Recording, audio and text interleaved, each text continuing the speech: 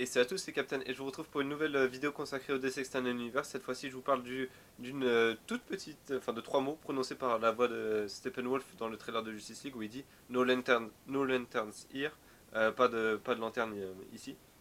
Et donc, je voulais un peu vous parler de cette phrase et partir de l'hypothèse que peut-être qu'au final, les lanternes dont il parle ne sont pas les lanternes qu'on croit. Euh, En fait, voilà, je suis parti de cette phrase parce que clairement, cette phrase fait référence au Green Lantern. Tout le monde l'a compris, tous les fans de comics l'ont compris. Tous les fans, lorsqu'ils ont entendu ces mots-là, se sont dit: ah, ça y est, on a la première mention. Même, ce n'est que la première mention, ce n'est qu'une mention des lanternes dans, dans cet univers.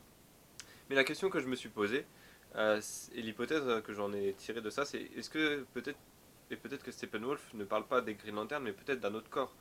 Parce que justement, le fait qu'il ne prononce pas les Green Lanterns pourrait me faire croire que le corps des Green Lanterns n'est pas celui qui protège cet univers-là. Et du coup, je me suis dit que comme on retrouve Geoff Jones à à l'écriture du DC Extended Universe, et qu'il est celui qui a lancé la guerre des Sinestro et qui a écrit les comics Green Lantern également, durant le New 52 également sur Rebirth, je me dis que peut-être que Geoff Jones a repris cette histoire-là pour introduire de façon intelligente, on va dire, le film Green Lantern Corps. C'est-à-dire que peut-être qu'au final, les lanternes qui protègent l'univers ne sont pas les Green Lanterns, mais un autre corps, un autre spectre de couleur, et probablement le corps des Sinestro, donc les Yellow Lanterns, qui utilisent la peur. Ça permettrait énormément de choses en fait, le fait que ce soit effectivement les Yellow Lanterns qui dominent et qui protègent l'univers. Ça impliquerait du coup, ça expliquerait pourquoi les Green Lanterns ne sont pas intervenus lorsque la Terre est en danger par l'invasion de Zod et également l'invasion de Doomsday. Parce que forcément, s'ils n'existaient plus, s'ils étaient chassés par les Yellow Lanterns comme dans les comics, enfin, je vais juste faire un petit rappel. Dans les comics, donc Sinestro, avec son corps, a pris tout simplement le contrôle de Oa, qui était la base des Green Lanterns, et les a chassés et à chasser le corps des Green Lanterns hors de l'univers. Et dès qu'il y a des Green Lanterns quelque part, ils sont chassés. Euh, Ils sont pourchassés avec la seule interdiction, c'est de ne pas être approché à Jordan parce qu'il est trop dangereux pour n'importe quel membre des Yellow Lanterns. Donc, où est-ce que j'en étais? Donc, du coup, peut-être que, effectivement, si les Green Lanterns ont été chassés, s'ils sont chassés dans l'univers entier, peut-être qu'ils ne pouvaient pas intervenir sur Terre, peut-être qu'ils ne pouvaient pas la protéger.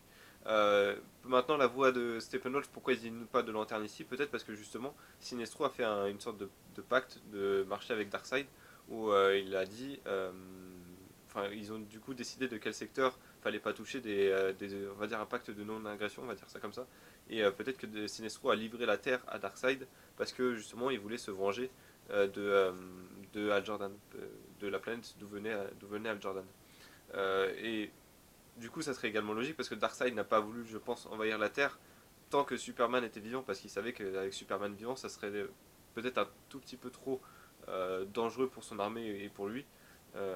Mais sans Superman, sans Dieu pour protéger cette planète, il pouvait y aller de façon directe. Ce qui serait également sympa avec cette histoire du corps des Green Lanterns chassé par les Yellow Lanterns dans le DC Universe, c'est que ça permettrait déjà de donner une grande importance au film Green Lantern Corps. Parce que pour l'instant, le film Green Lantern Corps, tel qu'il est annoncé, on a donc David S. Goyer qui l'écrit et qui nous reparle que c'est de l'arme fatale dans l'espace. Enfin, c'est un film quasiment comique, limite avec, je crois, il voulait faire un peu cheesy, un côté un peu cheesy, un peu voilà, un peu kitsch, on va dire le mot comme ça. Et du coup, j'avais un peu peur pour le ton de ce film.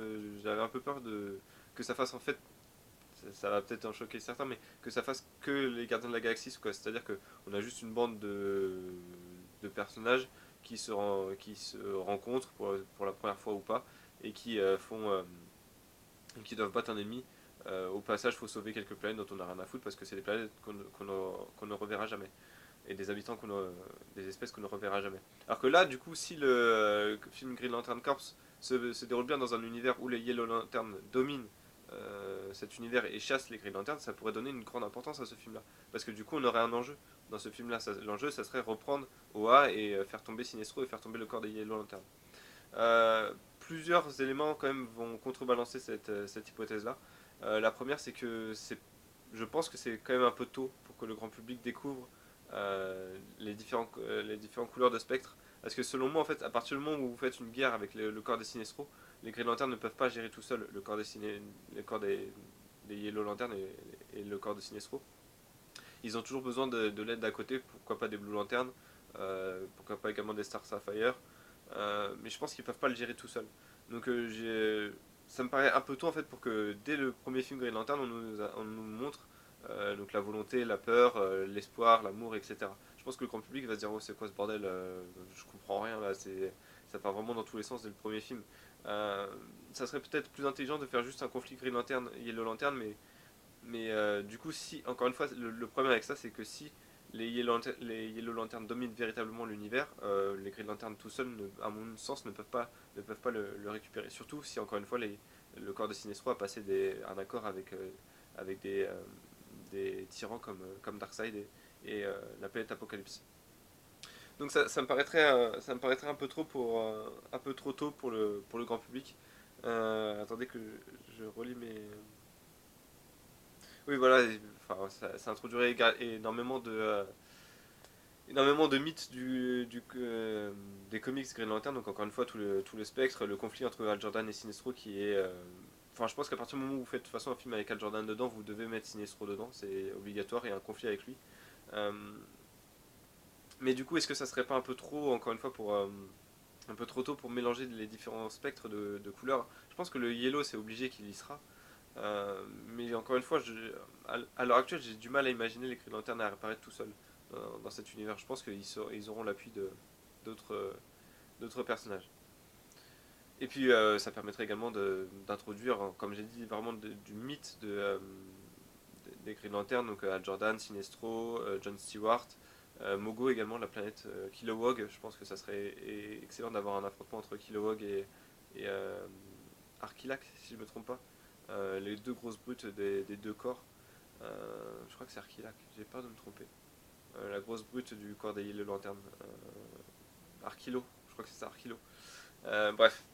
Donc voilà, ça serait intéressant et ça permettrait du coup d'avoir ça justifierait en gros le duo, c'est-à-dire qu'ils seront pas on aura vraiment besoin d'avoir deux personnages principaux, deux Green Lantern principales pour faire tomber le corps des Yellow Lantern. Je pense par exemple avec Al Jordan qui serait plus centré sur faire tomber Sinestro et John Stewart qui serait plus dans le côté prise de décision sur le terrain, soldat, capitaine, et qui dirige les troupes des Green Lantern et qui va plus affronter des ennemis un peu plus lambda.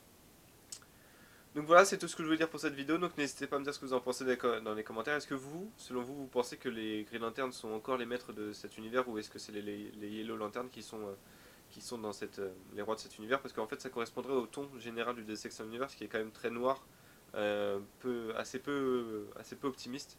Et ça serait logique du coup que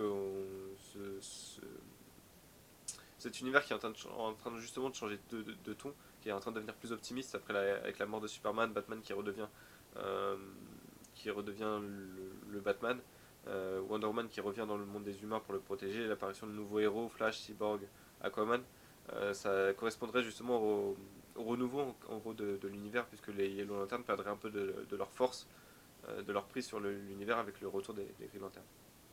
Mais ce que ça impliquerait également, cette vidéo est sans fin, c'est que les Green Lanterns existent depuis bien longtemps dans cet univers-là, mais le truc c'est qu'on n'en aurait jamais entendu parler, ça c'est bizarre.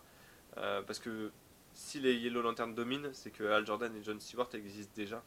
Je vois pas comment on peut faire un arc sans ça en fait. Donc voilà, c'est tout ce que je voulais dire pour cette vidéo. Cette fois-ci, c'est sûr qu'elle se finit là. Donc n'hésitez pas à me dire ce que vous en pensez dans les commentaires. Est-ce que vous trouvez que je vais trop loin dans cette analyse qui ne sort. Enfin, juste parce qu'un mot n'est pas prononcé, est-ce que vous pensez que c'est allé un peu trop loin? Ou est-ce que vous êtes d'accord? Donc voilà, je serais ravi d'en parler avec vous dans les commentaires. Et puis moi, je vous retrouve pour d'autres vidéos sur le DC Extended Universe sur ma chaîne dans les prochains jours. Voilà, à bientôt!